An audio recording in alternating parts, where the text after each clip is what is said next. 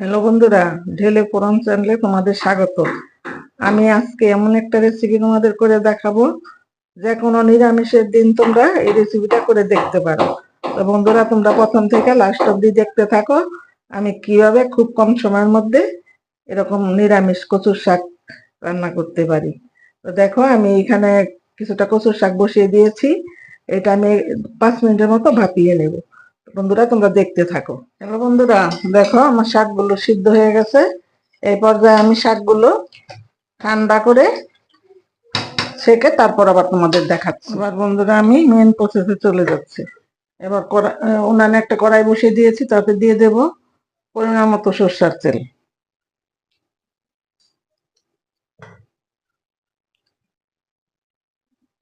তেল গরম হয়ে গেছে, এবার দেব আমি 2টা তেজপাতা আর একটা শুকনো লঙ্কা 2 টুকরো করে। এবার দিয়ে দেব কিছুটা পাঁচফোড়ন। তোমরা ইচ্ছা করলে জিরাটাও দিতে পারো, কারণ পাঁচফোড়নটা দিলে গ্রামটা আরো বেশি ভালো হয়। এবার আমি ছেঁকে রাখা কচু শাকগুলো দিয়ে দিব। এবার আমি একে একে সবকিছুই উপকরণগুলো আমি দিয়ে দেবো। পরিমাণ মতো দিয়ে দিচ্ছি লবণ, আর তাতে দিয়ে দেব পরিমাণ মতো হলুদ। আর এদিকে আমি 5-6টা কাঁচা লঙ্কা চিড়ে নিয়েছি, দিয়ে দেবো সেই কাঁচা লঙ্কা দিয়ে। বন্ধুরা, তোমরা ডালটা কম বেশি করে নেবে। আর এই কচুর শাক মানে এত কম সময়ের এত টেস্টি হয়, তোমরা না করলে বুঝবে না। এর স্বাদ বুঝতে হলে তোমাদের বাড়িতে একবার হলো করতে হবে। আর যে কোনো পূজার ভোগের থালি তো তোমরা এই কচু শাকটা এইভাবে রান্না করলে রাখতে পারবে।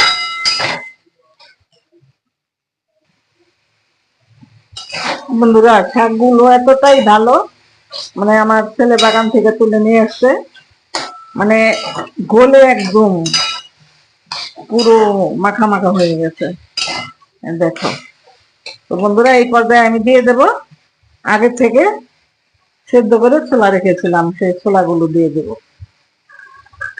আর ভিডিওটা বন্ধুরা তোমরা প্রথম থেকে লাস্ট অব্দি দেখো আমি কিভাবে রান্না করছি। আর তোমাদের যদি আমার আজকের এই রেসিপিটা ভালো লাগে, আমার চ্যানেলটা সাবস্ক্রাইব করে আমার পাশে থেকো, আর পাশে থাকা বেল আইকনে ক্লিক করে দিও এরকম নিত্য নতুন রেসিপি পাওয়ার জন্য। আর বেশি ভালো লাগলে বন্ধুদের মধ্যে শেয়ার করে দিও, আর কমেন্ট করতে কিন্তু বন্ধুরা ভুলবে না, আর একটা লাইক দিয়ে দিবে।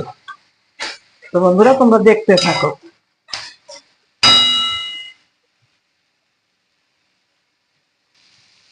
এবার আমি বন্ধুরা কিছুটা নারকেল কোড়া দিয়ে দেব, আর অল্প একটু গুড় দিয়ে দেব। আখের গুড় দিয়ে দিচ্ছি। তোমরা মিষ্টিটা যে যেরকম খাও ওই পর্যায়ে দিবা। দিয়ে আমি এটা আরো কিছুক্ষণ ভেজে নেব। বন্ধুরা, এই কচুর শাক খেতে এতটাই টেস্টি হয়, যারা খায় না তাদের যদি দাও দ্বিতীয়বার আবার চেয়ে নেবে। আর গলায় তো একদমই ধরবে না। আর রান্নাও খুব তাড়াতাড়ি হয়ে যায়, বেশি সময় লাগে না রান্না করতে।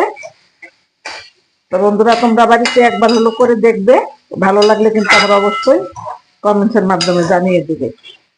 তো দেখতে থাকো। এবার আমি দিয়ে দেব এখানে হাফ ইঞ্চির মতো আদা নিয়েছি, আর 1 চামচের মতো জিরা, গোটা জিরে নিয়েছি, এটা আমি বেটে রেখেছিলাম।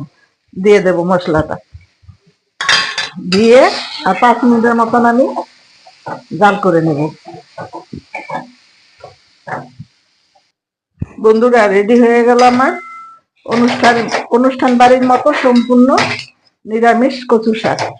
তো বন্ধুরা, আমি আবারও বলবো, আমার এই রেসিপিটা তোমাদের ভালো লাগলে আমার চ্যানেলটা সাবস্ক্রাইব করে আমার পাশে থেকো, আর পাশে থাকার বেল আইকনে ক্লিক করে দিও এরকম নিত্য নতুন রেসিপি পাওয়ার জন্য। আর লাইক কমেন্ট করতে ভুলবে না। তো বন্ধুরা, তোমরা সবাই ভালো থাকবে, সুস্থ থাকবে। দেখা হবে আবার অন্য কোনো রেসিপিতে। ধন্যবাদ।